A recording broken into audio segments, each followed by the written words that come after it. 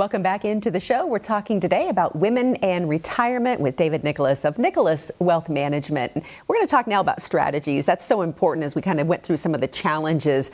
And now we want to talk about ways that women can truly take control of their retirement planning. It's one thing to know what you want to do in retirement, but then you have to set that plan into motion. Again, women limit living longer. So, of course, it means so much more, doesn't it? Yeah.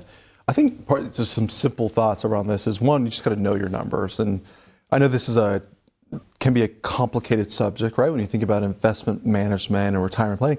But knowing your numbers, I think, can be simplified down on a couple of things. And number one is just, what are we spending on a monthly basis? And so really, this is the primary factor that goes into retirement planning, is we just have to know how much we spend. And I know, Amy, it's hard sitting down and thinking about a budget, which is, I hate having to sit down and do that. I know, the B word, yeah, the dreaded B word.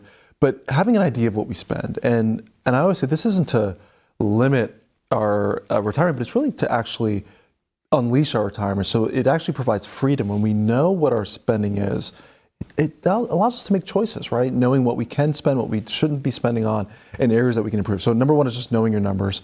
Number two is investing for growth. I usually see this whenever we ask a husband and wife, hey, what's your risk tolerance in retirement? Not always, but generally the males are going to be more risk tolerant, risk oriented. Say, David, I'm willing to take on some risk. And generally the women are like, well, David, I prefer to keep things a little bit more conservative, and I want it to be more safe. There's nothing wrong with that.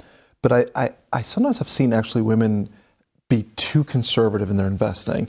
And so our job as advisors is really to say, hey, you want to have pieces of your portfolio that are safe and protected, but you still have to be able to get some growth long term, because growth is really where we're going to be able to keep up with inflation over time.